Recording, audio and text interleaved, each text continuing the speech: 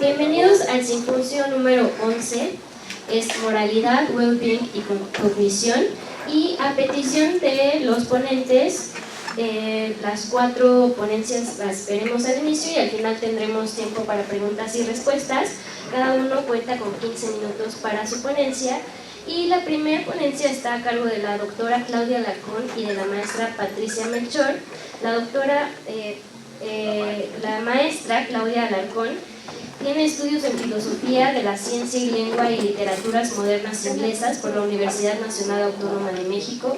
Ha trabajado para la Agregaduría Cultural de la Embajada de México en el Reino Unido y la Secretaría de Cultura Federal, antes Conaculta. Tiene más de 10 años de experiencia en el campo de la educación superior pública.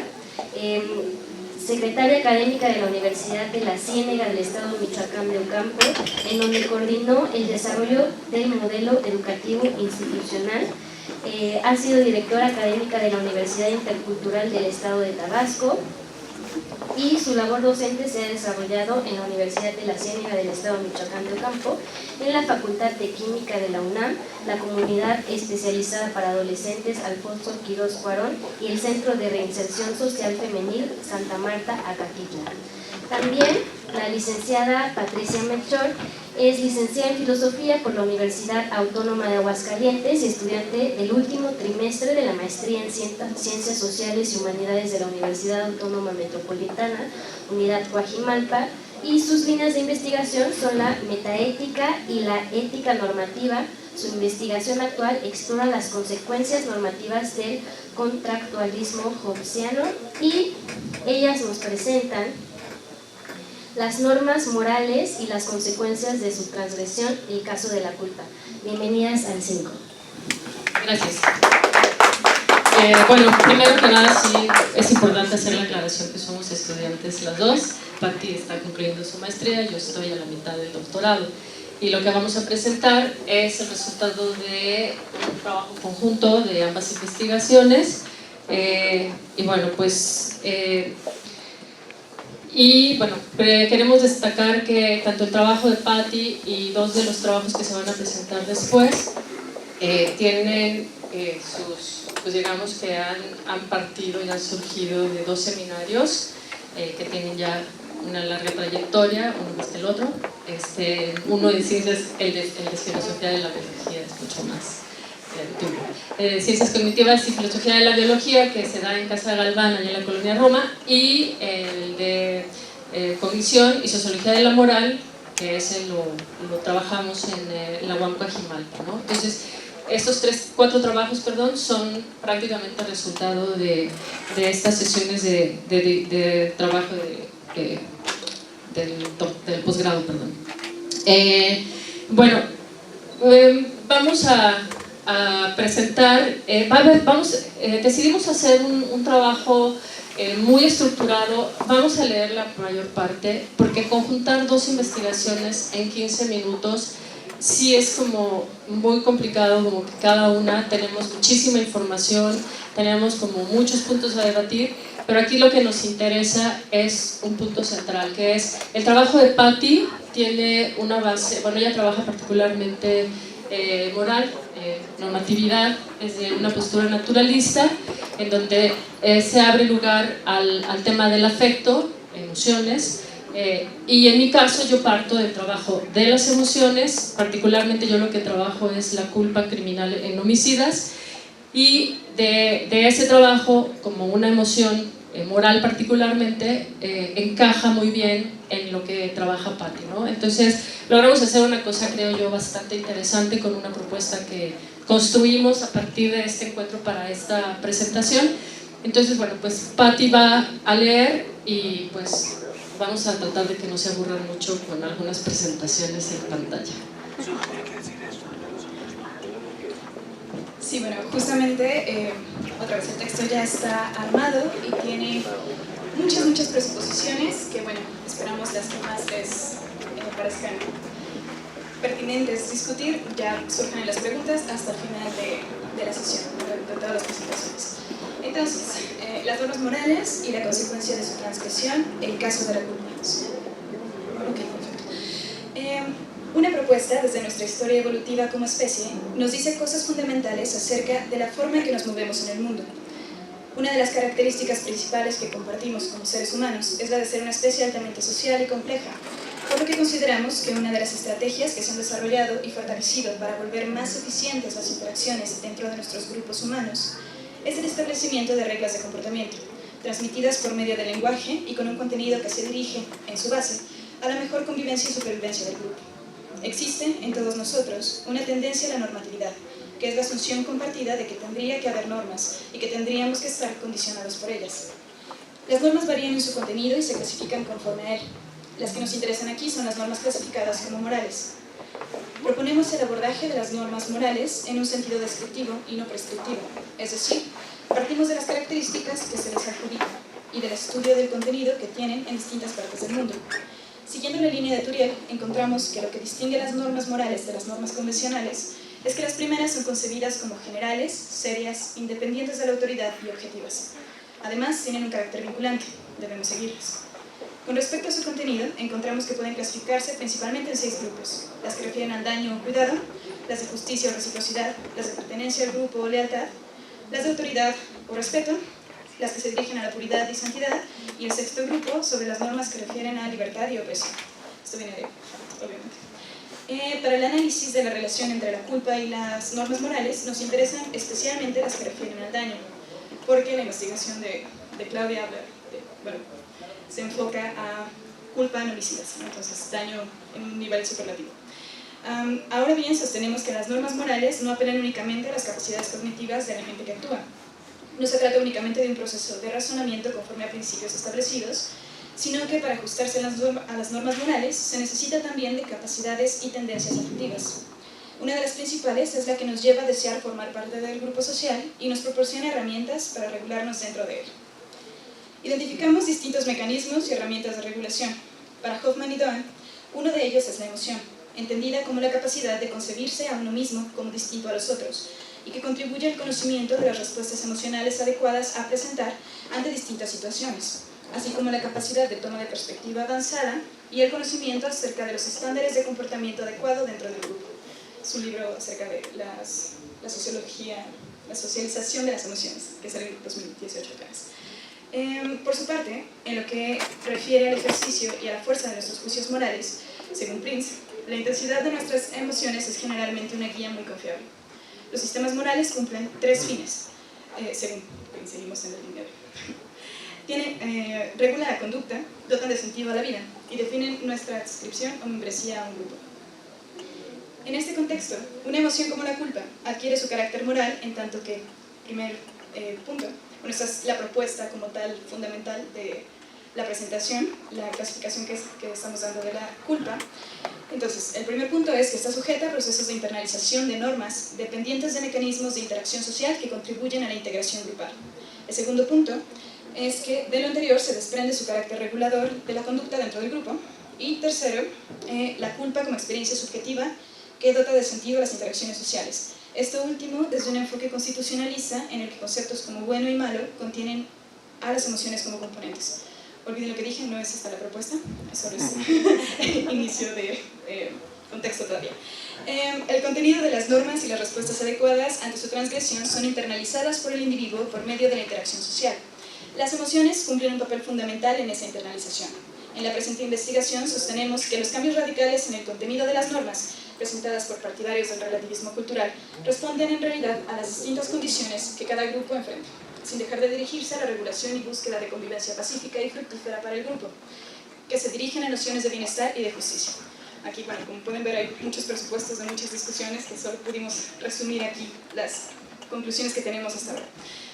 Dichos patrones de acción que se siguen de transgredir la norma moral se dirigen a resarcir el daño ocasionado tanto a algún miembro en particular como al grupo social en conjunto.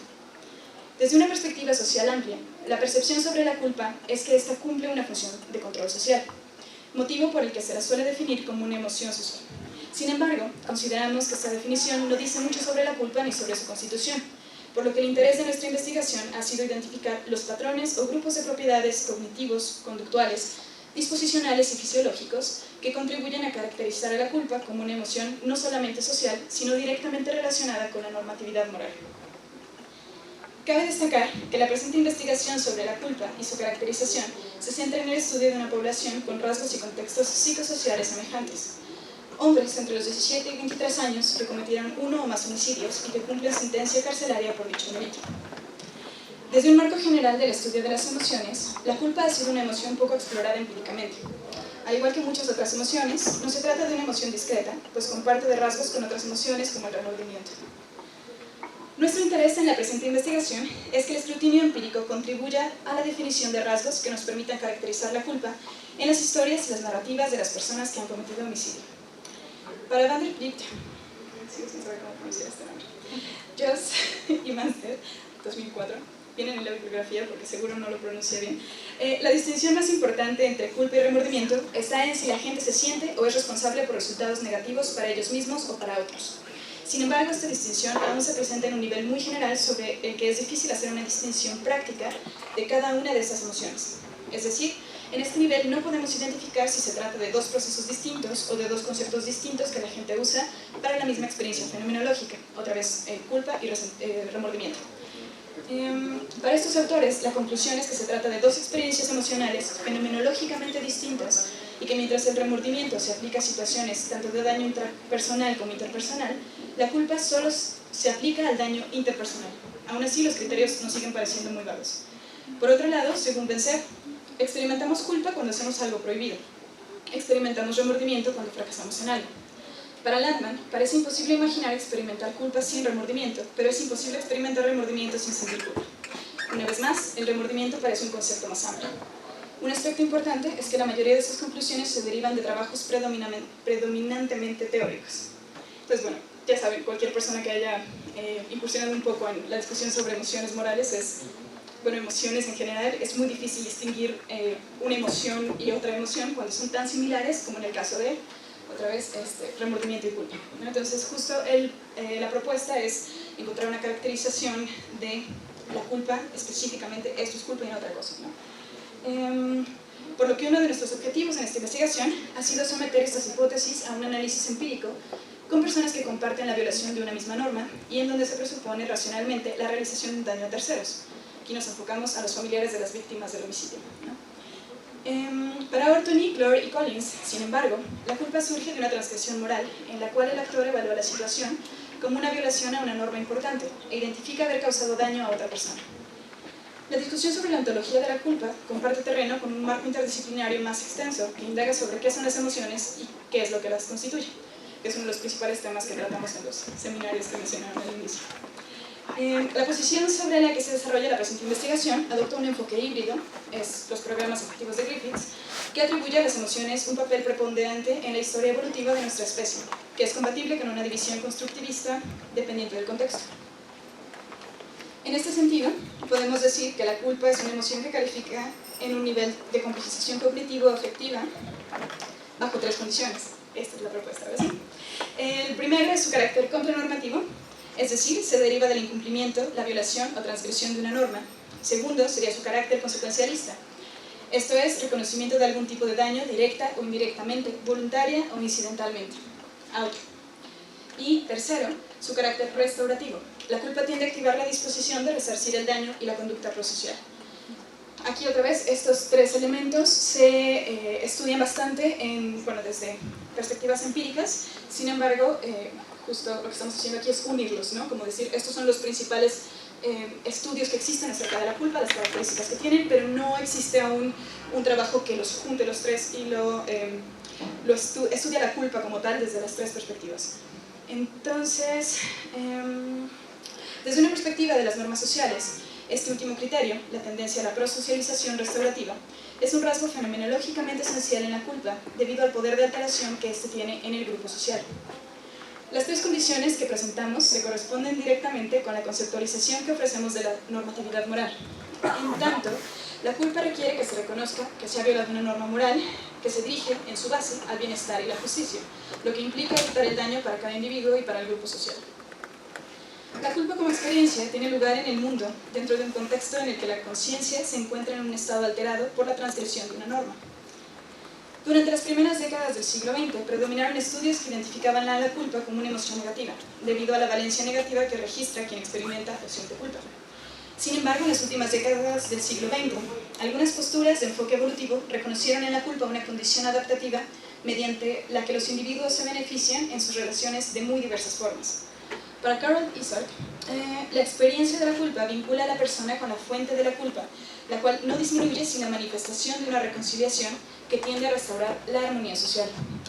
Un debate subyacente que da un giro interesante al estudio de la culpa como emoción moral se nos presenta con trabajos de Hook y compañía, quienes sugieren que la disposicionalidad a la prosocialización como condición restaurativa está contenida en la culpa y manifiesta en el deseo de reparación o restauración de daño que suele darse a costo o en desventaja de un tercero, no de quien ha cometido la transgresión de la norma o el daño. Es decir, quien comete la falta suele hacer uso de recursos de otros para reparar el daño, no necesariamente de los propios. Cabe mencionar que desde nuestra investigación empírica habría aspectos interesantes a debatir contra esta hipótesis, que no alcanzamos a poner aquí, pero si alguien tiene la duda puede preguntarle a Claudia específicamente los casos a los que nos referimos. Sin embargo, en lo que coinciden prácticamente todos los estudios sobre la culpa hasta ahora revisados, incluidos los de este grupo anterior, es que la culpa, lejos de ser una emoción negativa, es una emoción que tiene consecuencias positivas en el entorno social, aun si en el caso de lo que proponen Hook y compañía, su condición restaurativa fuera a costo y en desventaja de terceros. De lo anterior, podríamos decir que la culpa, en tanto emoción moral, más que contribuir al control social, contribuye a mantener un equilibrio de bienestar en dos dimensiones. Por un lado, en un nivel individual, en tanto que regula la homeostasis de escenarios de transgresión, y por el otro, contribuye a resarcir el daño producido a la comunidad, asegurando la disposición a la restauración en favor del grupo, y refuerza la importancia de las normas morales que se dirigen al bienestar común en su sentido más básico. Y eso es todo.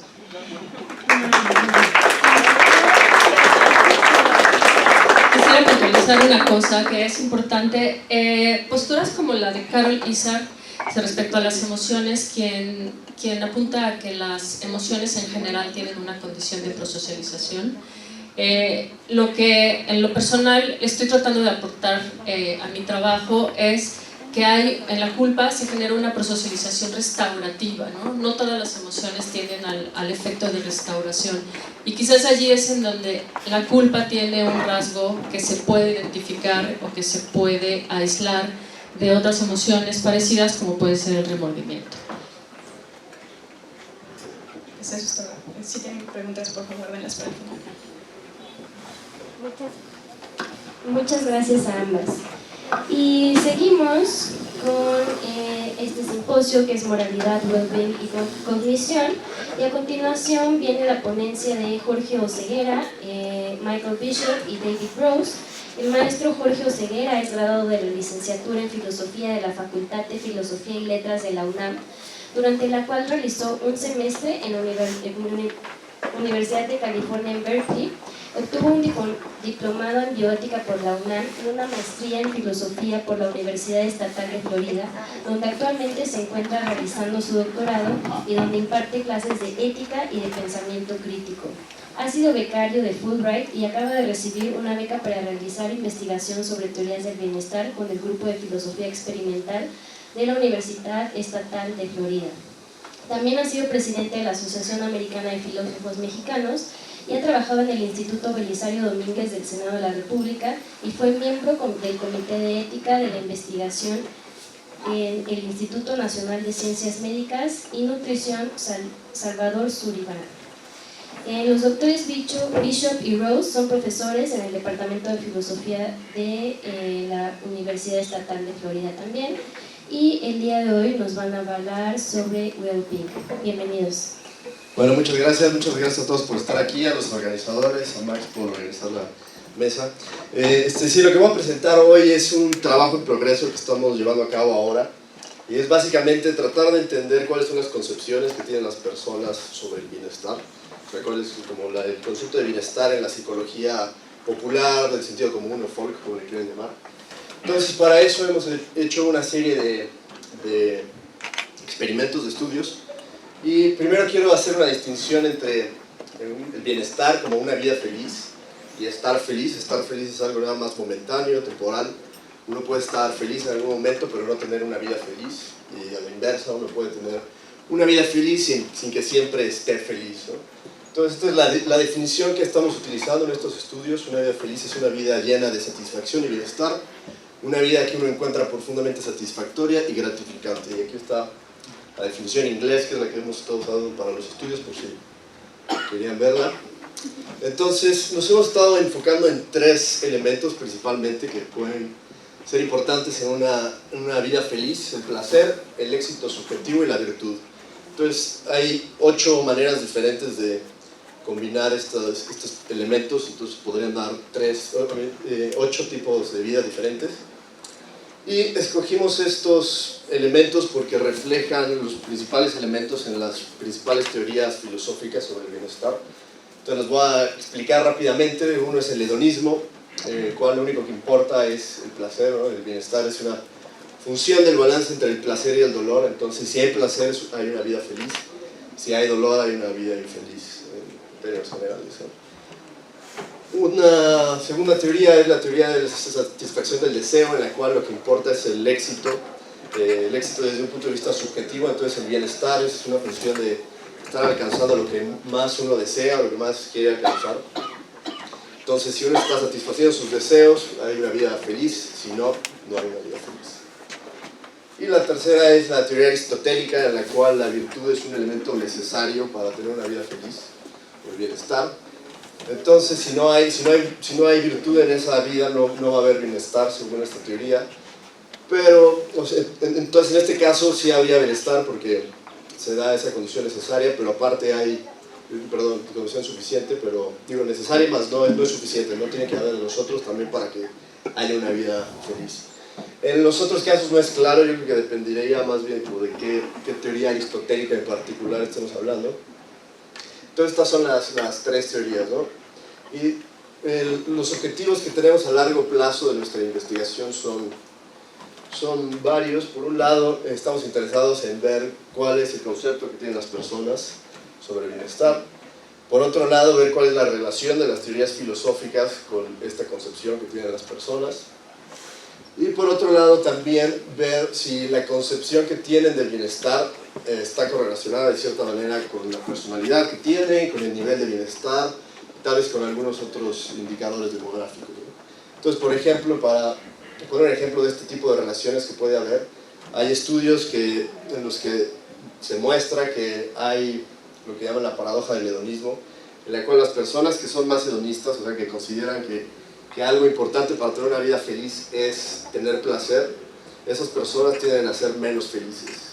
Entonces, lo que se conoce como la paradoja del hedonismo, de una manera similar se muestra que las personas más materialistas son las que piensan que algo importante en la vida es lo material, también al parecer son menos felices, ¿no? Entonces, lo que queremos ver es si hay relaciones similares a estas, pero tal vez también con personalidad. O sea, una hipótesis es que las personas más extrovertidas tal vez son más hedonistas que las introvertidas. Entonces, hay como varias hipótesis que nos gustaría explorar a largo plazo. Entonces, antes de entrar a nuestros estudios, quiero hablar un poco sobre los trabajos previos que se han hecho de filosofía experimental sobre el bienestar. Y uno de los pocos, porque en realidad no hay mucho trabajo desarrollado, es este estudio que fue hecho por un grupo de investigadores, entre ellos Joshua Knopp. Y lo que descubrieron es que las personas que tienen una vida moralmente mala son juzgadas como teniendo menos felicidad que las personas que tienen una vida moralmente buena. Entonces, lo que se preguntan ahí en ese experimento, en esa serie de estudios es, bueno, ¿por qué se da este fenómeno, ¿no? Y para explicar eso, hablan de los conceptos de carácter dual, que es algo que desarrolló Knopp en una serie de estudios previos. Y la idea básicamente es que, bueno, voy a usar un ejemplo primero para explicarlo y ya después lo explico más abstractamente. Entonces, piensen en un científico, ¿no? Lo que dice esta teoría es que este tipo de conceptos como científicos se pueden determinar de 2 maneras distintas. Se puede determinar por una serie de características concretas o por un valor abstracto que se está realizando. Entonces, por ejemplo, podemos tener, bueno, si tenemos a alguien que no hace experimentos, que no analiza datos, que no formula teorías, tampoco tiene una actitud empírica, entonces definitivamente diríamos que no es científico, ¿no? Pero podemos pensar en otro caso en el que Sí es alguien que hace experimentos, analiza datos, tal vez formula teorías, pero no tiene esa actitud empírica, tal vez no está preocupado de verdad por la verdad, no tiene esa actitud de estar contrastando todas sus creencias con la realidad, ¿no? Entonces diríamos que pues sí, tal vez es un científico en un sentido, en el sentido de que lleva a cabo una actividad que normalmente se relaciona con los científicos, pero no tiene esa actitud científica, entonces en un sentido sí es científico, pero en otro no. Y del otro lado podemos considerar también a alguien que tal vez no hace experimentos, no está analizando datos, no formula teorías, pero tiene una actitud empírica ante la vida, todo el tiempo está tratando de encontrar evidencia empírica para sus creencias, tratando de falsificar sus creencias. Entonces diríamos que también es científico en un sentido de la palabra. Y luego si tenemos a alguien que tiene las dos características, entonces ahí diríamos que ese es un científico de verdad, ¿no? Entonces, esta sería como la manera abstracta de caracterizarlo. Hay dos maneras de determinar si una instancia pertenece a la categoría o no, por medio del valor abstracto o por los rasgos concretos. Entonces otro ejemplo, ya nada más para dejarlo más claro, porque piensen en una canción de rock. Si no tiene tiene como las características concretas, que es como tener guitarras eléctricas, ritmos pesados, gritos, y tampoco tiene una actitud rebelde la canción, entonces no sería considerada rock. Pero se puede imaginar tal vez como una compañía discográfica que quiere nada más vender música, entonces utilizar un software para generar una canción que tenga estas características, pero tal vez no va a tener este valor abstracto de tener una actitud rebelde, ¿no? Entonces se podría considerar rock en un sentido, pero no en el otro. Y también hay bandas como por ejemplo, no sé, Rodrigo y Gabriela, que tienen como una actitud rebelde de rock, pero no tienen estos elementos, ¿no? No tienen guitarras eléctricas, son nada más guitarras acústicas para quienes no los conozcan, no tienen ritmos pesados porque no tienen percusión, no tienen gritos, es nada más meramente instrumental. Entonces son rock en un sentido, pero no en otro. Y si tienen los dos elementos, entonces sí digamos que es una canción de rock de verdad. Entonces ellos utilizan esta como marco conceptual para explicar los resultados de su investigación. Entonces creen que la vida feliz es también un concepto dual, en el sentido de que uno puede tener los rasgos concretos, puede tener los estados psicológicos positivos, tener éxito, satisfacción y ser feliz en un sentido, pero también podría uno no tener esos rasgos concretos, pero tener ese valor abstracto que podría ser la virtud. Entonces sería una vida feliz en otro sentido, y si se tienen las dos, entonces sería una vida feliz de verdad, ¿no? Entonces así es como lo explican. Dicen, bueno, tal vez haya personas que tienen estos rasgos y sí serían considerados felices por la mayoría de las personas, pero si aparte de eso tienen virtud, entonces serían considerados todavía más felices. Entonces es la explicación que están dando del fenómeno. Pero bueno, nosotros desarrollamos una serie de estudios que parece que contradicen un poco la propuesta de Novi y los demás. Entonces, en uno de los estudios que realizamos, lo que queríamos ver era cuáles eran las intuiciones filosóficas de las personas. Entonces les dimos esta viñeta, ¿no? Es la historia de un restaurantero que toda su vida ha soñado tener un restaurante exitoso, y en los últimos 7 años de su vida ha sido absorbido por el restaurante del que es dueño. Entonces esta es como la premisa de la historia, y a partir de aquí creamos 8 diferentes historias, variando si hay placer, éxito, virtud, si están en un sentido positivo o negativo. Entonces nos dieron estas 8 historias. Entonces, por ejemplo, para medir la teoría aristotélica teníamos 2 variantes, ¿no? O les contábamos que Robin es una persona buena o que es una persona mala. No voy a meter en los detalles porque si no me tomaré mucho tiempo, pero de la misma manera, para el elemento hedonista podríamos tener una historia en la que tiene placer o dolor, en otra que tiene éxito o fracaso. Entonces eso nos dio 8 posibles combinaciones, 8 posibles grupos. Entonces a cada, ¿cómo se dice? Condiciones. Son 8 diferentes condiciones, entonces le dimos a cada persona una diferente, aleatoriamente, y tratamos de que fuera en el mismo número. Entonces después les dábamos la definición que tenemos de bienestar, y les preguntamos en qué medida crees que Robin es feliz. Entonces aquí están los resultados, aquí podemos ver las diferentes combinaciones, y pues como era de esperarse, cuando no hay placer, cuando hay solo dolor, cuando es moralmente malo, y cuando hay fracaso consideran que no hay una vida feliz. Cuando están los tres elementos en un sentido positivo, sí hay una vida feliz, y en medio, cuando hay un solo elemento positivo, se sigue considerando que no es feliz, pero cuando hay dos elementos positivos, ya se considera que es feliz. Entonces esto nos pareció interesante, pero para compararlo con la teoría de no, donde nos tenemos que fijar, creo, es aquí, en este elemento, ¿no? Donde hay una vida buena, bueno, es una persona moralmente buena, a pesar de que hay dolor y fracaso en su vida. Entonces, la teoría del concepto de carácter dual, diría aquí, predeciría que las personas juzgarían esa vida como feliz en algún sentido, pero lo que pasa aquí es que no. Lo que demuestran nuestros estudios es que no. Entonces, para explicarlo en otro sentido, aquí, las que son grises son las vidas que no se consideraron felices por los participantes de nuestros estudios. Y aquí esta sería como la predicción de la teoría del concepto de carácter dual. Entonces, justo aquí en este cuadro es donde no se cumple la predicción de la teoría. Nuestro estudio demostró que no es el caso que las personas juzguen esto, que cuando hay virtud, pero no hay estados psicológicos positivos, éxito, satisfacción, haya felicidad. Entonces esto es como evidencia en contra, o nos da razones para considerar que hay problemas con esta teoría, que tendría que ser revisada o tal vez analizada con más cuidado. Entonces la alternativa es, bueno, ¿qué tipo de concepto es el bienestar? Entonces lo que yo propongo es que tal vez se podría llamar un concepto umbral, porque una vez que se cumplen dos de los elementos positivos, ya se considera feliz, pero cuando hay uno nada más, no se considera como feliz esa vida. Entonces, quiero hablar rápido sobre otro estudio que hicimos, en el cual le preguntamos a las personas qué nivel de cada uno de esos elementos sería el mínimo requerido para tener una vida feliz, significativa u ordinaria. Entonces, por ejemplo, les damos la definición de vida feliz, o les preguntamos qué tanto dolor o qué tan poco placer podría experimentar consistentemente alguien en su vida para tener una vida feliz. Les dábamos esta escala de 1 a 7. Y lo mismo les preguntábamos sobre virtud y éxito. Y les lo preguntábamos así para vida feliz, para significativa y para vida ordinaria. Entonces, en la vida ordinaria, esta fue la respuesta del mínimo del placer requerido para tener una vida ordinaria.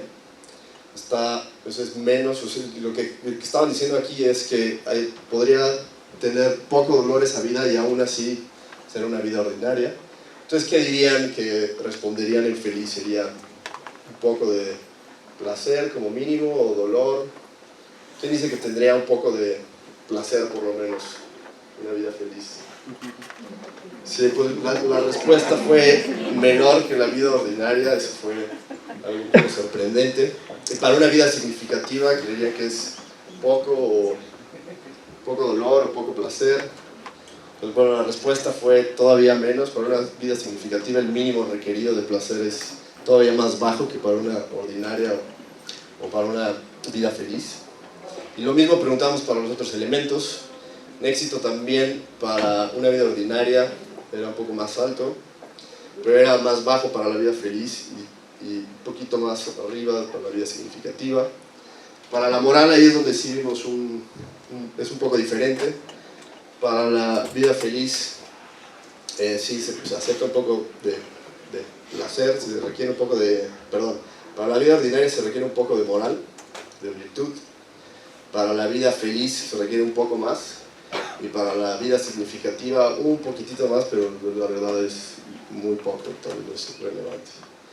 Entonces estos fueron los resultados del otro estudio, y también analizamos de esas personas, porque pudimos identificar quiénes eran los hedonistas puros, viendo quienes decían que se requería un poquito de felicidad por lo menos, un poquito de placer para ser feliz, y ninguno de los otros.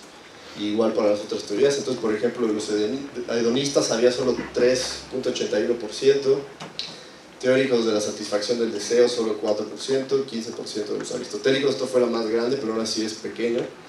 Los grupos más grandes fueron el más grande fue el que consideraba que ninguno de esos es necesario, ninguno de esos elementos es necesario para para tener una vida feliz. Y otro grupo, el segundo más grande, pensaban que es necesario tener un poco de esos elementos, por lo menos, para tener una vida feliz. Entonces, en conclusión, pues parece que las teorías filosóficas no capturan el concepto de bienestar que tienen las personas comunes y corrientes. Entonces el concepto de bienestar no es esencialista como los filósofos pensarían. Esto tal vez no significa que esas teorías sean falsas, sino que si el argumento de los filósofos es que es intuitiva esa teoría, entonces esto parece decir que no, por lo menos para la mayoría de las personas esto no es intuitivo. El concepto de bienestar no es un concepto de carácter dual como argumentan Noble y los demás, y parece ser que hay una gran diversidad de concepciones sobre el bienestar, que no hay una sola intuición en la población de que es una vida feliz. Y bueno, el trabajo futuro que tenemos sería averiguar qué otros elementos consideran las personas como importantes. Nos enfocamos en estos tres porque son las tres teorías filosóficas, las principales. Luego sería interesante hacer estudios transculturales porque nuestros participantes, nuestra muestra ha sido nada más estudiantes de la Universidad Estatal de Florida, entonces sería bueno hacerlo en otros contextos. Y también hacer estudios que estén más dirigidos a testear o poner a prueba el bienestar como concepto de carácter dual, y tal vez pensar un poco más en los conceptos umbrales. No sé si hay algún otro concepto que puedan pensar que tiene estas mismas características que el bienestar, que pueden ser varios elementos y con que haya dos o algún número de ellos ya se considera como parte de la categoría. Y bueno, eso es todo, muchas gracias.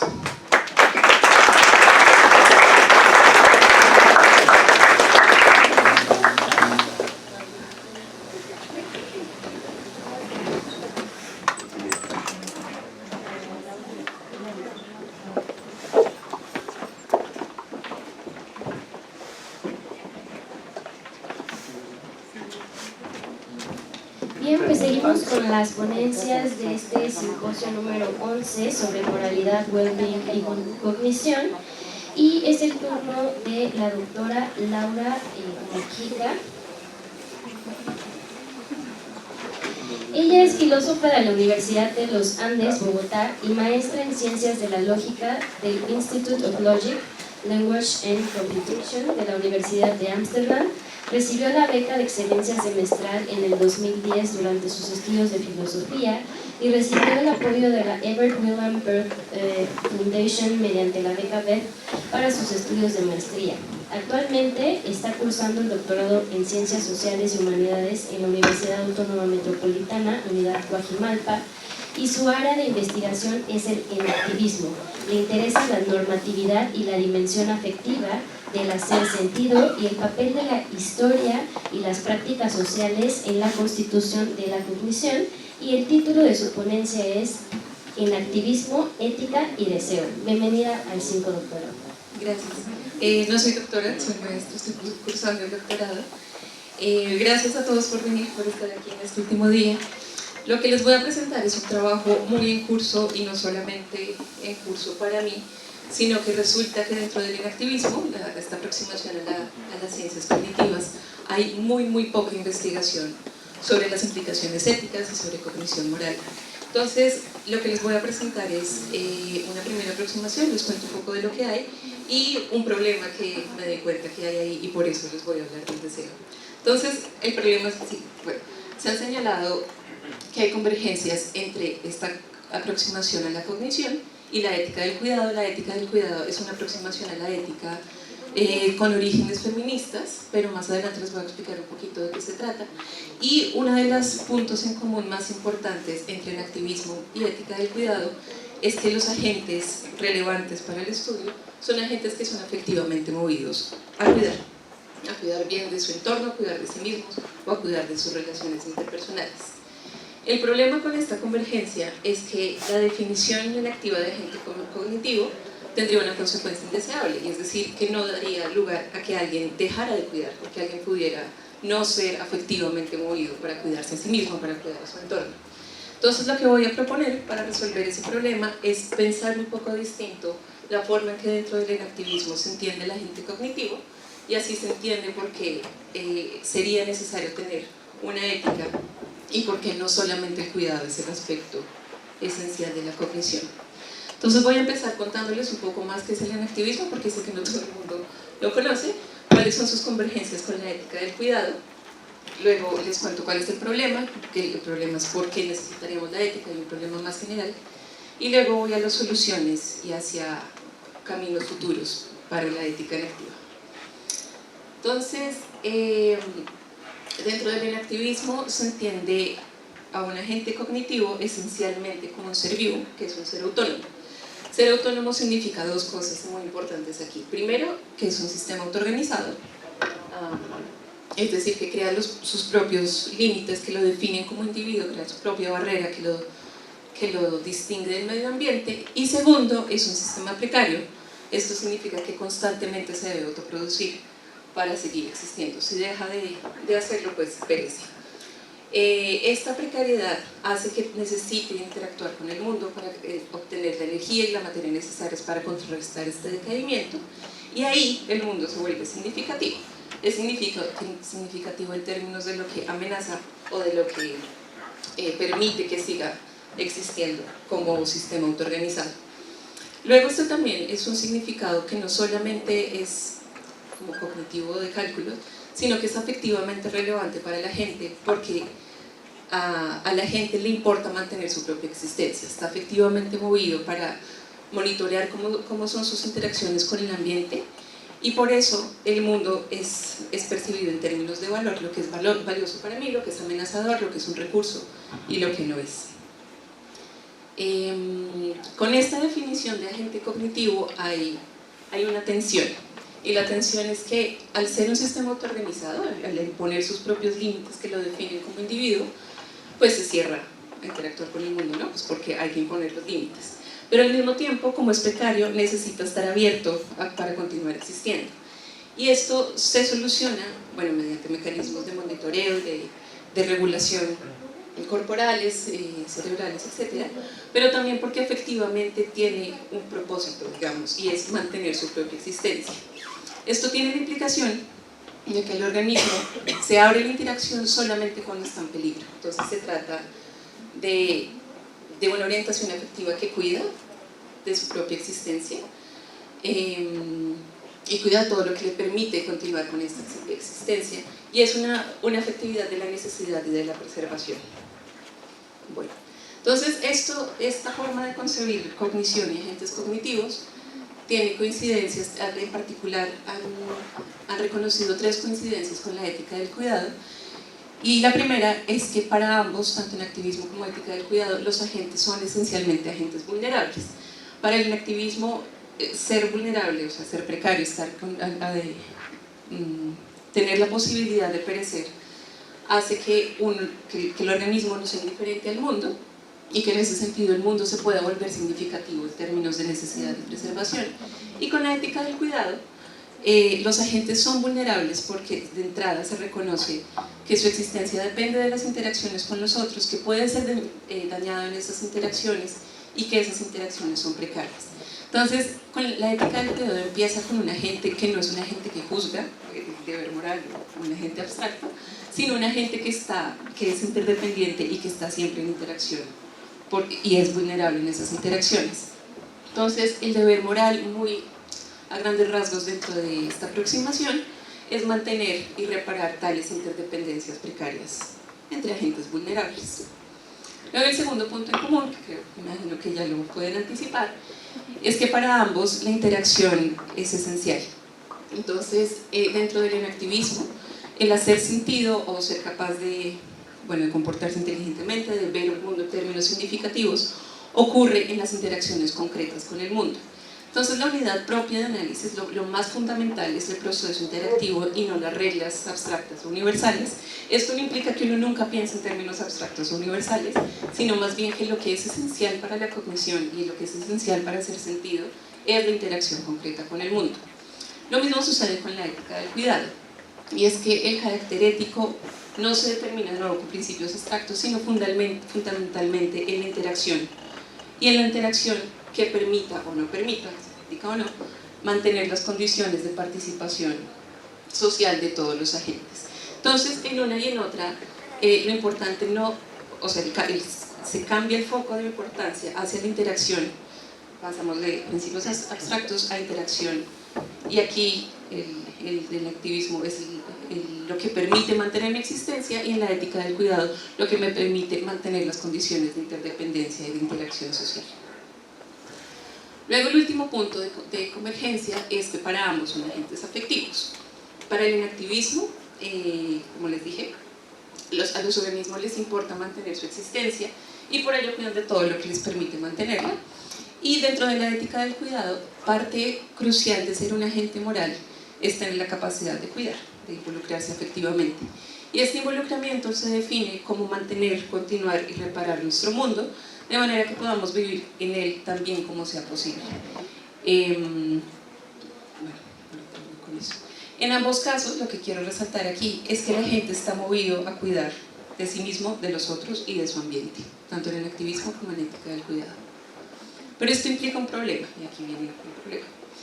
En el activismo se supone, bueno, sí, de hecho, está describiendo en qué consiste ser un agente cognitivo. Se trata de una descripción de qué es lo que sucede cuando hay un organismo que pues, hace sentido del mundo, y parte de esa descripción, como vimos ahorita, es cuidar de lo que permite la continuación de la propia forma de vida. Luego, si uno deja de hacerlo, si el organismo deja de hacerlo, perece, y pues realmente no es una posibilidad dejar de cuidar de sí mismo, dejar de cuidar de las interacciones con el ambiente. Sin embargo, en la ética normativa, el cuidado es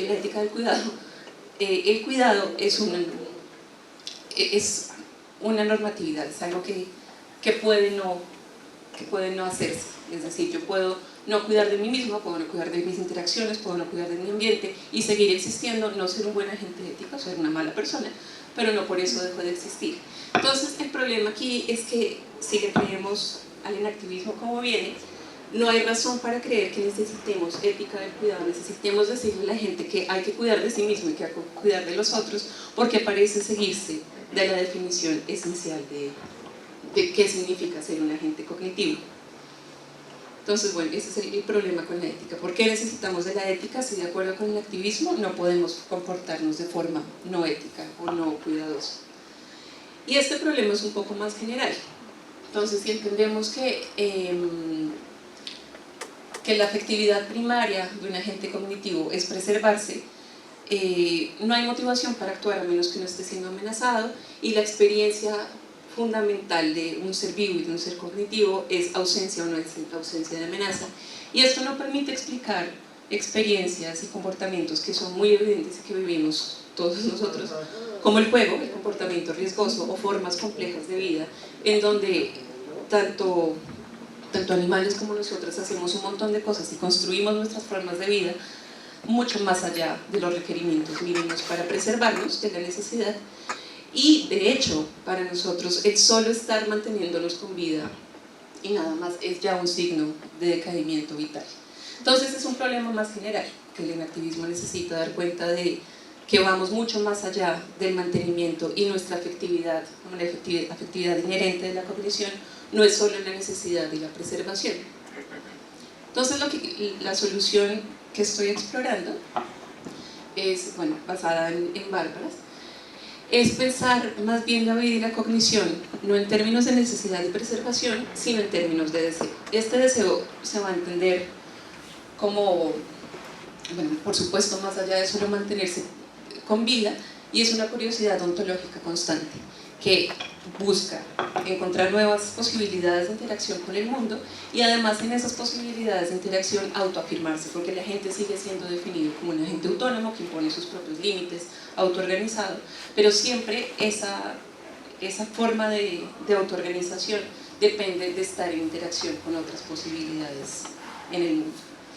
Entonces, pues la vida en este sentido, con el deseo intrínseco del agente cognitivo, sería caracterizada por ese impulso a interactuar para convertirse en uno mismo constantemente, y esto implica que la identidad también cambia en la medida en que uno está interactuando, que uno está viviendo, y cambia porque se sincroniza con las distintas posibilidades que ofrece el ambiente. Entonces los límites también se van sincronizando y modificando en la medida en que ocurre esta interacción. A ese impulso de autoafirmación en la exploración, esta autoafirmación constante, se le llama el deseo. Esto de nuevo no me lo inventé solamente yo, viene de Bárbaras. Y caracterizar cognición y vida en términos de deseo soluciona los dos problemas que ya les conté. Soluciona el problema general, porque si uno tiene este impulso de autoafirmación en la exploración de posibilidades, se entiende por qué las criaturas necesitamos jugar, por qué necesitamos el comportamiento riesgoso y por qué hay formas de vida compleja que surgen a pesar de que sean un poco costosas, porque sería deseable seguir explorando otros límites de autoafirmación. Y más concretamente para la ética, eso implica que uno, dentro de sus posibilidades de autoafirmación y exploración, puede dañarse a sí mismo, puede dañar a los otros y puede dañar a su ambiente. Y por eso tiene sentido tener una ética que nos diga más o menos cómo portarnos bien. Entonces, el esbozo de lo que creo que sería un mundo, bueno, el mundo de lo ético, el objeto de estudio de lo ético dentro de una perspectiva inactiva, empieza de nuevo con un agente vulnerable, pero ya la vulnerabilidad no solamente viene porque somos precarios, porque podamos ser dañados y necesitemos preservarnos, sino porque en nuestro deseo mismo, este impulso vital, podemos ser dañados. Entonces podemos explorar nuestros propios límites y dañarnos en esa exploración. Podemos interiorizar patrones de daño en nuestras exploraciones y nuestras autoafirmaciones, y podemos también, una cosa que es muy visible, minimizar la autonomía de otros en la interacción para imponernos a nosotros mismos, precisamente porque tenemos este deseo de autoafirmación. Esto, por supuesto, no es la única forma en que se puede realizar el impulso vital, sino es una de las posibilidades, y el cuidado propio y el cuidado de otros y el cuidado del ambiente es otra de las posibilidades de interacción para el agente cognitivo.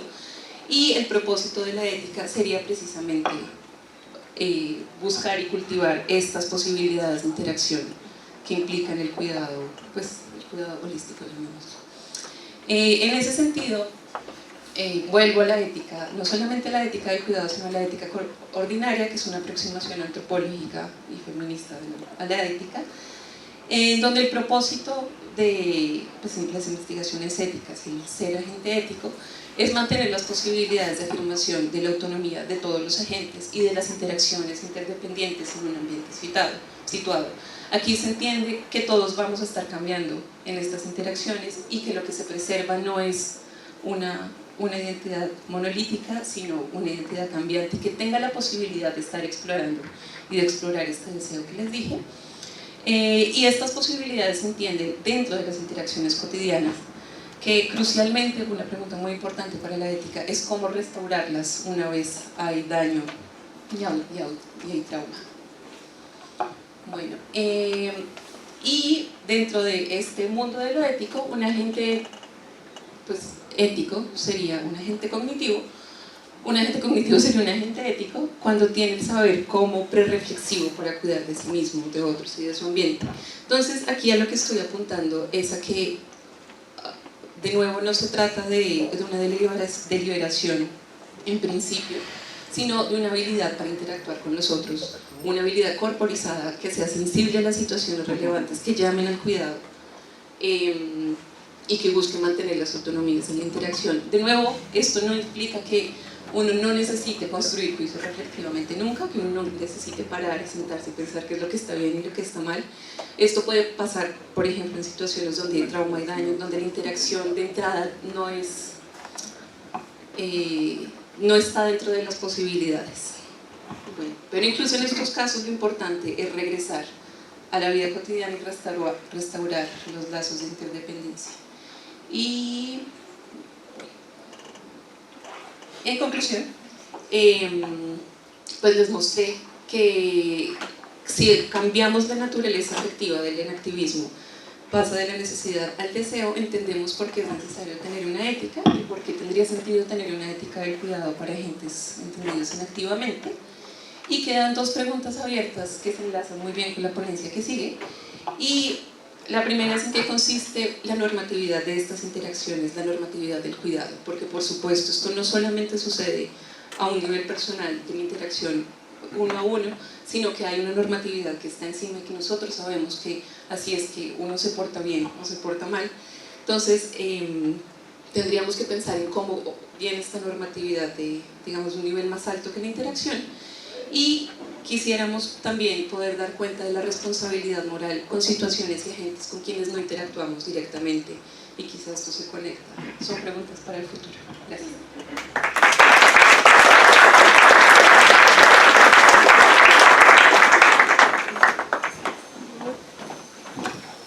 Muchas gracias, maestra. A continuación, la última ponencia está a cargo de la maestra Cassandra Canales y el doctor Maximiliano Martínez. La maestra Canales estudia el doctorado en Filosofía de las Ciencias Cognitivas en la UNAM, especializándose en el estudio de la cognición sociomoral humana. Su investigación se centra en la búsqueda de un modelo explicativo integral que logre dar cuenta de las competencias sociocognitivas por una parte y por otra de la cognición moral, explorando los marcos de la ciencia cognitiva tradicional y del enactivismo con el fin de analizar y establecer las aportaciones pertinentes de cada uno de los marcos respecto a la cognición sociomoral humana. Ha participado en proyectos de investigación enfocados en el estudio del desarrollo de habilidades lingüísticas y de competencias sociales, respectivamente, tanto en su funcionamiento típico como atípico, con especial atención al escrutinio de los datos arrojados por la psicología cognitiva y del desarrollo. El doctor Maximiliano Martínez es profesor e investigador del Departamento de Humanidades de la UNAM Coajimalpa, y sus áreas de investigación son la filosofía de la biología, la filosofía moral y la filosofía de la ciencia. Bienvenidos. El título de su ponencia es Cognición moral y enactivismo. Gracias. Bueno, gracias a todos por estar acá, gracias por la invitación y gracias, Max, por organizar esta mesa. Bien, ahora yo voy a platicarles un poco sobre una línea de investigación que estoy trazando respecto a una aproximación del enactivismo a la cognición moral. Porque bien, como dijo Laura, pues desafortunadamente no se ha hecho mucho trabajo al respecto.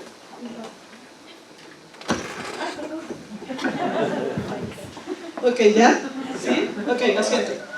Bien, ¿sí se escuchó o lo repito? ¿Sí? Bueno. Bien, entonces esto cabe destacar que es una aproximación que yo propongo y que justo la estoy desarrollando. Es un trabajo en progreso y pues no es un trabajo terminado, ¿no? Es una hipótesis que estoy desarrollando. Bien, parto de dos antecedentes principalmente. El primer antecedente es de la primera propuesta genuina que se hace de un acercamiento en activismo hacia la ética, la proponen Colombetti y Torrance en el año 2009. Justo están proponiendo una ética enactiva. Ellos principalmente se basan en el hacer sentido participativo. Lo que les importa a ellos es el estudio de la interacción misma del hacer sentido participativo. Bien, esto implica tres cosas.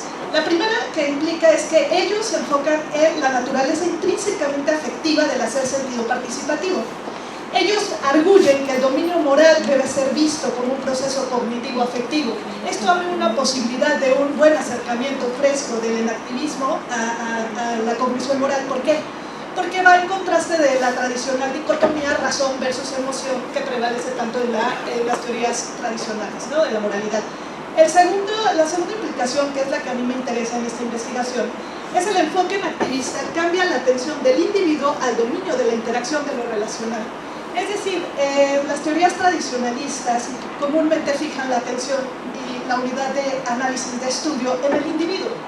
Aquí, dados los principios enactivistas, que Laura ya nos dio un muy buen acercamiento a ello, pues vamos a cambiar la atención a la interacción misma. No se está negando el papel del individuo, no. Aquí cabe destacar que simplemente es como complementar la explicación. El enactivismo no quiere reemplazar las explicaciones ya hechas de la ética, de la teoría ética, no. Lo que quiere simplemente es explicar algo que quizá la tradición no ha explicado o no lo ha hecho a detalle. Entonces aquí me voy a enfocar justo en esta segunda implicación y me voy a enfocar, por lo tanto, en la interacción del hacer sentido participativo. Bien, los autores arguyen en su paper de 2009 que las interacciones sociales tienen cualidades morales en sí mismas. Las cualidades morales emergen del mismo hacer sentido participativo. Bien, yo tomo este principio y digo, bueno, sí, vamos a enfocarnos en las interacciones sociales, Pero pues, ¿de dónde vienen las cualidades morales, no? Esa es mi pregunta fundamental. El segundo antecedente que tomo es de una propuesta específicamente de Steiner y Stewart en 2009, que ellos hablan de la heteronomía respecto a un trasfondo normativo sociocultural propio del contexto. Bueno, y no solo ellos, realmente muchos teóricos han arguido a que justo esas interacciones sociales se dan en un contexto con una normatividad fija, sociocultural específicamente. Pero yo específico me baso en Steiner y Stewart. Bien. Por lo tanto, yo argumento para dar cuenta de esas cualidades morales propias de la interacción que arguyen Colombetti y Torrance. Para dar explicación de ello, yo digo, bueno, pues un argumento a favor de una estructura normativa moral de fondo propia del contexto en donde las interacciones sociales tienen lugar. O sea, yo arguyo que estas interacciones del hacer sentido participativo se dan en un contexto. Y ese contexto tiene cualidades morales, tiene una normatividad moral de fondo.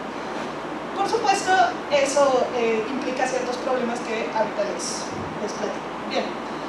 De ahí mi pregunta específica de investigación respecto a esto es ¿cuál es la relación entre las interacciones individuales concretas del hacer sentido participativo y la estructura normativa moral que forma parte del trasfondo en donde tiene lugar tales interacciones?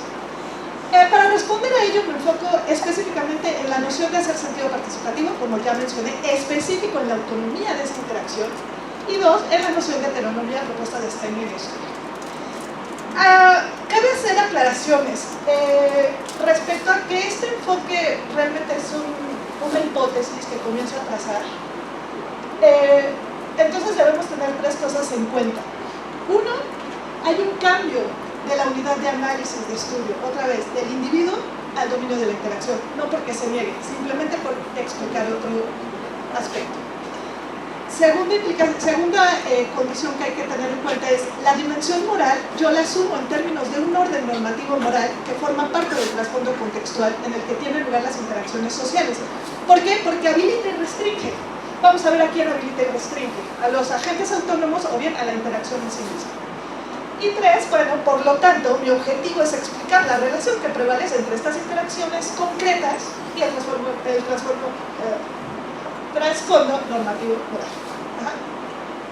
Mi mapa de investigación la ubico en estos conceptos. Uno, hacer sentido participativo. Dos, heteronomía. Tres, tengo que explicar lo social desde ambos enfoques, cómo lo entienden ambos enfoques, porque arguyo que para tener un enfoque completo de la socialidad nos lo brinda una conclusión de ambos enfoques. Tres, con la ayuda de un argumento que propone Torrance y Frost en 2011, yo arguyo a favor de una autonomía extendida. Esto quiere decir autonomía y heteronomía como procesos complementarios, ya no como dicotómicos. Y de ahí, bueno, aquí les voy a presentar la respuesta que tengo hasta este momento y las conclusiones, que más que conclusiones, la verdad es que son más preguntas.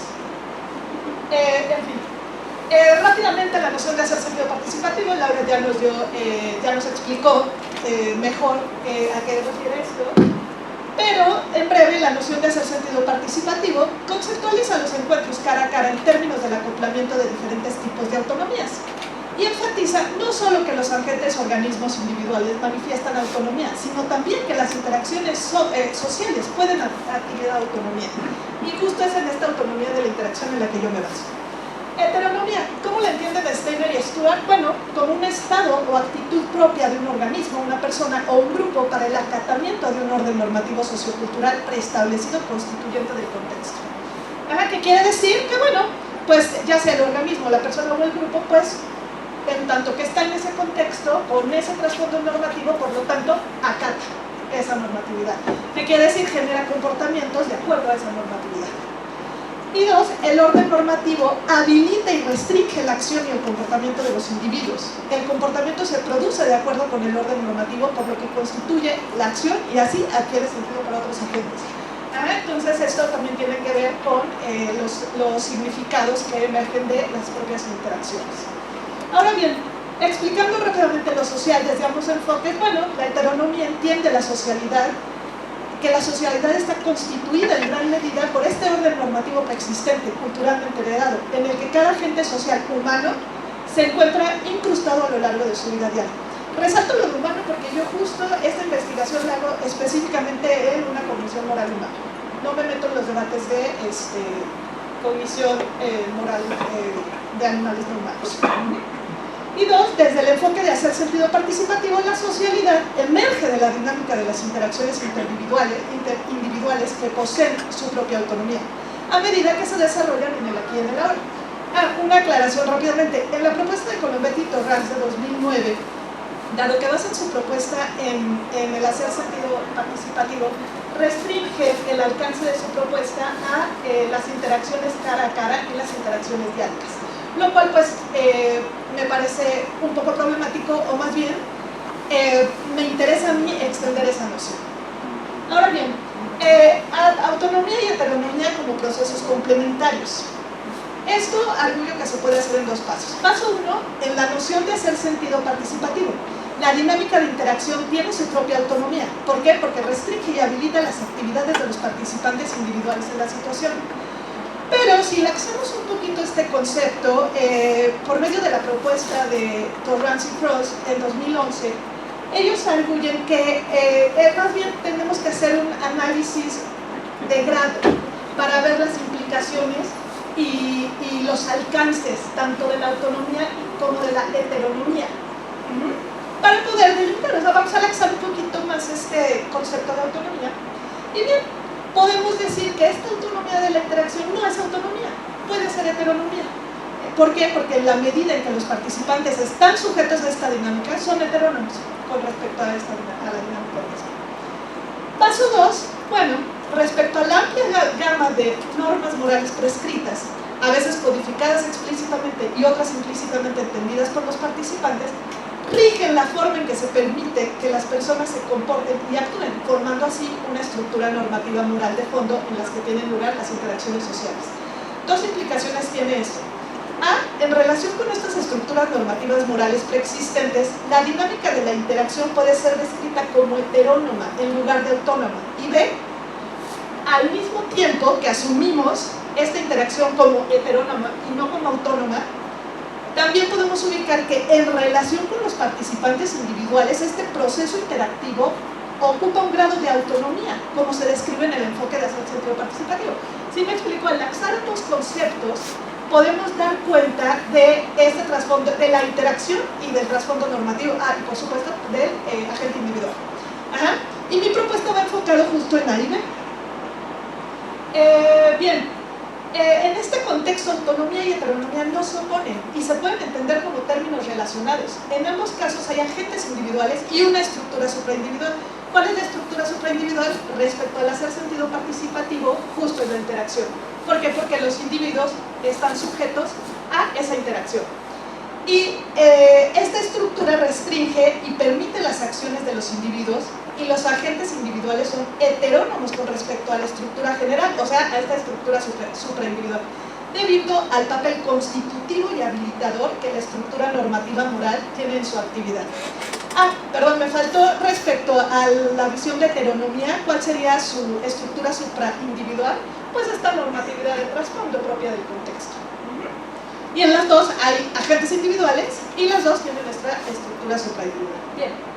Además, dichas normas morales preexistentes no solo existen en un ámbito normativo especial independiente de la vida real de las personas, no estoy apelando a principios abstractos, no en esta explicación, sino que están incrustadas en la forma en que las personas conducen sus vidas, y su existencia continua requiere que se enactúen y reenactúen a través de las interacciones entre los miembros de la comunidad. ¿Qué quiero decir con esto? Que si bien podemos ubicar la interacción, mi propuesta es que, ahorita se las voy a mostrar, pero mi propuesta es que la interacción del hacer sentido participativo es heterónoma respecto a la normatividad de fondo del contexto, pero es autónoma, ojo, en un análisis de grados como lo propone Torrance y Frost. Sí, gracias. Ya me emocioné aquí, pero vamos a salir.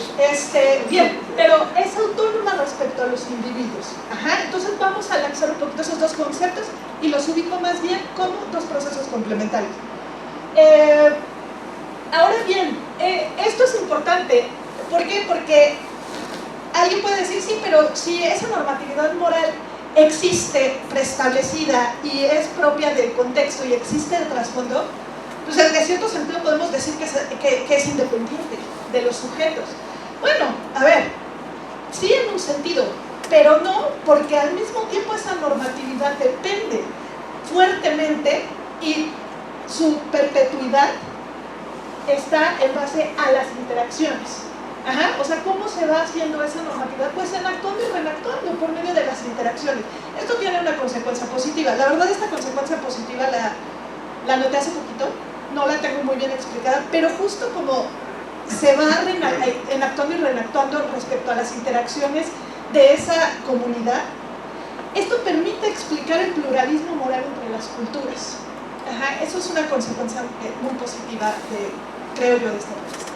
Bien, rápidamente respondiendo a la pregunta. Mi pregunta inicial de investigación es: ¿cuál es la relación entre las interacciones individuales concretas y esa estructura normativa moral de trasfondo, en donde tienen lugar las interacciones?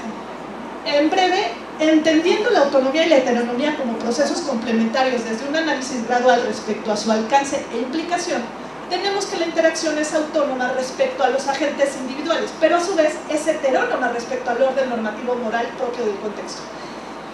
Es decir, esta heteronomía es como el medio de estas interacciones. Ajá, o sea, esa es mi principal propuesta, haciendo un análisis de grado, de la implicación y del alcance de la heteronomía y de la autonomía. Bueno, pues yo arguyo que es así. Sí, somos heterónomos respecto a esa normatividad de fondo, pero es autónoma respecto a los individuos, porque al final no dejan de afectarse los individuos en la interacción uno con otro, moldeando sus conductas. En ese sentido sería autónomo. Bien, conclusiones. Hay más preguntas que respuestas, yo lo sé. Esta es una línea apenas trazada para una aproximación, para un bosquejo de una aproximación. Entonces, bueno. Pero creo yo que un genuino acercamiento del enactivismo al estudio de la cognición moral tiene que enfatizar que estos niveles, tanto la autonomía como la heteronomía, ofrecen condiciones constitutivas importantes para la acción humana. Oiga, rápidamente son dos líneas de investigación que es para futuro, ¿no? Me interesaría mucho. ¿Pero qué diferencia el mundo moral? Bueno, la base ya nos la dio Laura, perfectamente creo que cabe en un marco conceptual de la ética del cuidado. ¿Por qué? Porque a la ética del cuidado le interesa la interacción en sí misma. Y dos, sí, pero ¿cómo un agente se vuelve un agente moral? ¿Cómo internaliza esa normatividad? Sí, está allá afuera, pero ¿cómo la internaliza? Bueno, hay una aproximación a esto dado por de Sousa con Z, que es, bueno, está muy interesante lo que él propone en 2012, y dice que nosotros adquirimos esta moralidad o esta normatividad moral mediante una segunda naturaleza ética y un saber como ético prereflexivo, el cual se ajusta perfectamente a esta línea de investigación apenas trazada. Gracias.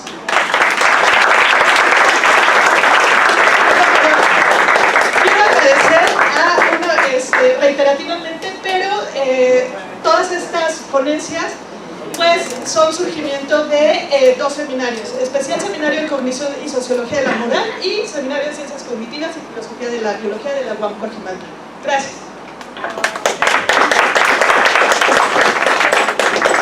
Muchas gracias a todos. Tenemos algunos minutos para preguntas. ¿Para toda la mesa? Sí, para toda la mesa. Ok, entonces les pedimos a la mesa que si quieren que se sienten allá, por favor, porque eso facilitaría Entonces, tenemos preguntas allá de ese lado.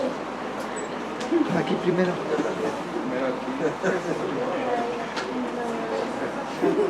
Vas a tener que apuntar, Karime. Hay que ser breve.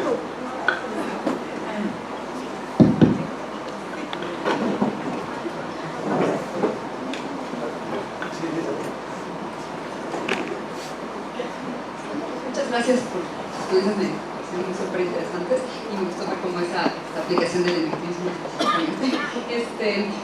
pregunta es para Laura en específico, bueno, también un comentario rápido para Alexandra. Me encanta esa idea del desarrollo, ya la habíamos platicado, la habías platicado antes en el seminario y me llama muchísimo la atención y me gusta, pero también tengo una duda con respecto, porque lo estás tomando como la crítica al care, o cuando se critica con respecto a la normatividad biológica. Sin embargo, con cada nuevo nivel de identidad, como el nivel de identidad sensorimotor, como la vida sensorimotora, creo que se abre esa perspectiva de exploración, y entonces la idea también es preservar como esos que se van sedimentando en hábitos, pero que está implícito en ese otro nivel de normatividad que tiene que ver con ese mantenimiento de esa vida sensorimotora, que aparte afecta, o sea, está posibilitada pero también puede restringir al nivel inferior de autonomía. Sí, yo creo que tiene razón en tanto cuando uno considera todos los otros niveles de formas de vida, de habilidades sensorimotoras, se vuelve mucho más complejo y ahí ya no se ve tan claramente cuál es el problema con que sea necesidad de mantener. Pero aún así yo creo que para explicar que surjan en primer lugar estos niveles se necesita de otro tipo de afectividad, y también para explicar que uno nunca se queda estático con esta reactuación de las formas de vida, y precisamente por eso es que se van pues modificando a lo largo del tiempo las formas de vida. No sé si eso tiene mucho que platicar, pero sí creo que se puede como trabajar esas dos nociones juntas. Y rápido para Cassandra, la noción de hábitos de Bourdieu creo que es súper útil, y también nociones de sociología, de cómo primero se crean a partir de las interacciones de los individuos ciertas normas que luego se internalizan, y es súper útil. Gracias, Susana. Sí.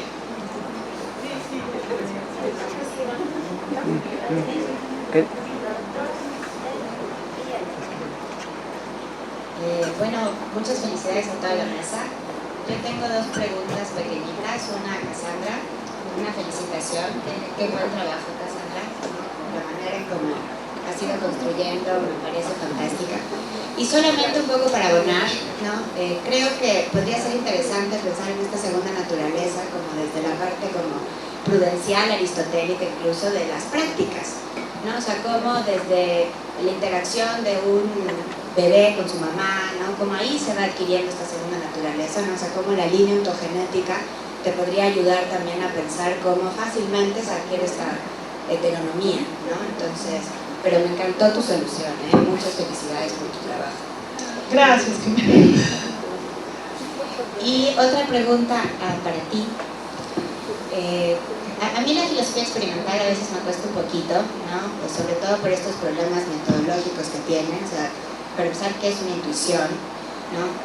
Y por otro lado, o sea, sí me gustó mucho en tu further research, ¿no? Hacia dónde quieres ir después, que quieres ponerle como más énfasis a la parte, pues, como etnográfica, ¿no? Pero es eso, o sea, como, ¿qué tipo de mejoría le podrías hacer a esta parte del análisis de los datos? ¿No? O sea, porque creo que ahí, o sea, al jugar un poquito con esta empiria, ¿no? Como que hay un poquito de huecos, a mi parecer. Entonces, si has pensado en, pues, cómo mejorar este acercamiento etnográfico, qué tipo de herramientas podrían mejorar el análisis de esos datos. Sí, claro, pues idealmente se podrían hacer cuestionarios que se repartieran así en todo el mundo, ¿no? Para tener una muestra bastante representativa, pero pues por cuestiones prácticas es muy difícil. Entonces, lo que he pensado es sí tratar de encontrar como culturas o sociedades que tengan características muy diferentes para compararlo y ver si hay algunas similitudes o si hay diferencias, cuáles son. Entonces tal vez se podrían ir haciendo así como muestreos en poblaciones diferentes para ver si hay algunas diferencias. Pues sí, básicamente eso es lo único que se me ocurriría, pero si tienen alguna otra sugerencia, estoy abierto a eso.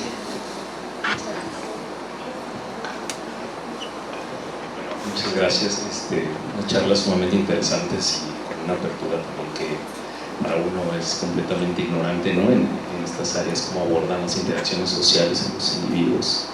Y yo tengo una pregunta justo para la última charla, Cassandra, ¿cierto? Tú mencionas que la heteronomía es un proceso de orden preexistente, ¿no? Este proceso de orden preexistente entonces te da un concepto que te limita a una plasticidad de las interacciones sociales en un futuro, o este proceso de orden preexistente, si no es una limitación, de dónde viene el origen de estos procesos, ¿no? No sé si me voy a entender en la pregunta. O sea, ese concepto te está limitando entonces a los cambios porque ya son preexistentes y solamente son aprendidos. Entonces, si no se dan esos cambios, ¿cómo explicas las variaciones culturales de procesos morales a lo largo del tiempo entre diferentes culturas? No sé. Sí, no, y muchas gracias, porque justo estoy un poco atorada en ese sentido. Bueno, esta noción la tomo de Stuart y Steiner, justo ellos lo entienden como que es algo preestablecido, históricamente acrecentado, y ellos le dan un sentido muy fuerte a esa normatividad de trasfondo. Yo tratando de unirla a justo la moralidad desde un aspecto enactivista, creo que sí está esa normatividad, sí empato con Steiner y Stuart en tanto, antes de que nacieras tú ya está cierta normatividad moral, y después de que te mueras va a estar ahí, en ese sentido, y lo tomo de las palabras de Steiner y Stuart, no son mías. Pero al mismo tiempo, y creo que es la posibilidad que justo da el enactivismo, es que depende de las interacciones, y las interacciones son las que enactúan, reenactúan, interpretan, reinterpretan, reconfirman, o sea, todo ¿no? Creo que por ahí estoy buscando yo, trazando una respuesta, ¿no? Justo también estoy un poco atorada con eso. Ahora, la propuesta de Colombetti y Torrance sí se ubica en el aquí y en el ahora, las interacciones cara a cara diálicas y en el aquí y en el ahora. Creo que esta noción de heteronomía nos puede llevar a explicar interacciones con normatividad moral a futuro. Pero gracias, no lo tengo muy claro.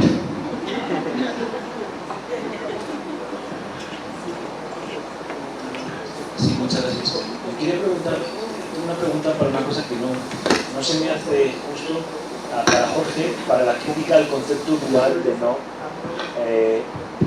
Me da la impresión de que simplemente lo único que está ocurriendo es que lo que llaman conceptos duales son en realidad conceptos multidimensionales.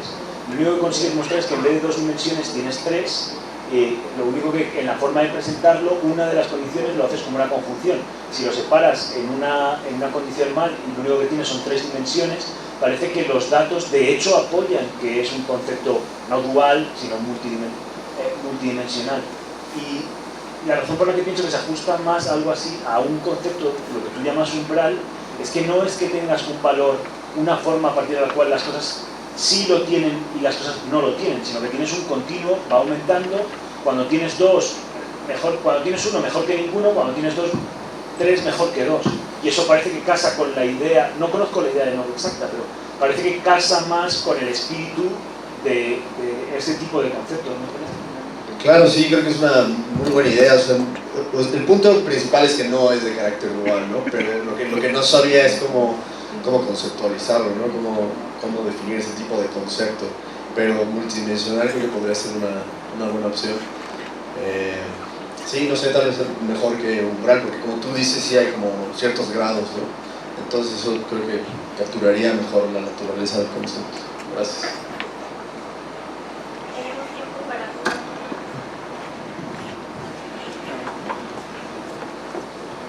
Complementando el comentario, quizá en lugar de pensar en definiciones con propiedades no serían complementantemente suficientes, ¿por qué no recurrir a la teoría de la definición por prototipos? Donde lo que tú tienes es un gradiente de propiedades que se pueden compartir. Recuerdo un poco la idea del área de familia wittgensteiniana. Entonces hay toda una teoría de la definición de ese sentido que creo que podría ser útil metodológicamente. Sí, creo que sería un tipo de concepto prototipo, ¿no? Nada más que habría que especificar qué tipo, porque no es, como más parece ser que es un tipo especial de prototipo. Pero sí, por ahí podría ir también. Aún hay tiempo para una última pregunta. Pues yo a Jorge. También es muy breve hasta... ¿Cómo escogieron a la población para las entrevistas? O sea, ¿cuáles son los criterios? Pues fue pragmático completamente, ¿no? O sea, teníamos a nuestra disposición estudiantes de nuestras clases y fue lo que pensamos que es bastante problemático, ¿no? Pero bueno, es lo que tenemos por ahora, y pero sí en el futuro la idea es tratar de expanderlo un poco. Hay otros, está el mTalk que se ha mencionado aquí, que es por medio de la plataforma de Amazon puedes reclutar participantes, entonces eso puede abrir bastante la población de la muestra de la población, pero aún así también tiene problemas, ¿no? Porque es como estás sacando nada más personas que están dispuestas a invertir su tiempo resolviendo cuestionarios de internet por centavos. Entonces también es una población bastante particular. Entonces hay como muchos problemas metodológicos de cómo se diseñan esos estudios y cómo se selecciona la población. Entonces sí es una limitante, pero pues es lo que hay. Exacto. Yo, para Laura, nada más una como aclaración, o me gustaría que lo dijeras un poquito. Siento que la idea de que la interacción en el activismo solo se da cuando hay un peligro o cuando se pone en riesgo la precariedad de la gente es un poco errónea, porque entonces no daríamos cuenta de las interacciones que son solamente por juego o por placer, simplemente, ¿no? Entonces eso nada más como una anotación. Y nada más rapidísimo, me llama la atención que no hayan puesto la noción de bienestar de la OMS, o sea, la rueda esta de 12 características de bienestar, ¿no? Pero sí. A tu pregunta, justamente es eso de lo que se trata, proponer la noción de deseo en vez de afectividad como concern. Sí, es menos concern normalmente como lo toma por lo menos. Entonces yo creo que el activismo efectivamente quiere dar cuenta del juego, de este tipo de comportamientos que van más allá de la no amenaza, también de la adaptabilidad, pero creo que no lo ha logrado, y pues por eso es que se necesita otra noción de efectividad. Sí, tienes razón. O sea, al principio lo que queríamos hacer era enfocarnos en las teorías filosóficas, por eso escogimos esas tres, pero sí tenemos contemplado meter ese tipo de teorías. Estás refiriéndote al Human Development Index. Sí, y hay muchísimas otras mediciones de bienestar. Entonces ahorita otro proyecto en el que ya estoy desarrollando es analizar todos esos índices de bienestar que hay en políticas públicas, en medicina, en muchas ramas, y analizar cuáles son los elementos e incorporarlos, que no sean nada más esos tres, sino tener algo un poco más completo, y después ver las personas como qué de esos elementos consideran más importantes, y así empezar a dirigir un poco. Por país. También, sí, está por ejemplo Bután, que ya tiene su índice de bienestar que utilizaron para reemplazar el Producto Interno Bruto. Hay cosas muy interesantes. Todo esto creo que está como en pañales, pero hay mucho trabajo por hacer todavía. Creo que era tiempo para una última pregunta, fueron muy concretas las preguntas.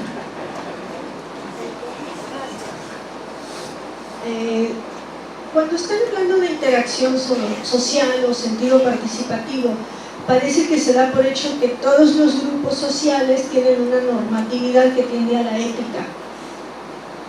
Porque ahí me pongo a pensar en los grupos sociales, familias disfuncionales o sectores amplios de la población en donde esta normatividad ética no está dada, sino lo contrario, es decir, que podríamos pensar que toda esta situación de reglas de juego pueden ser inversas a una cuestión moral o ética. Quisiera saber ahí qué piensan ustedes.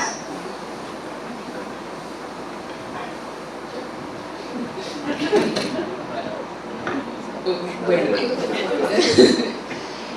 lo que yo pensaría es que es difícil pensar en una familia disfuncional por fuera del contexto heterónomo que Cas nos estaba hablando.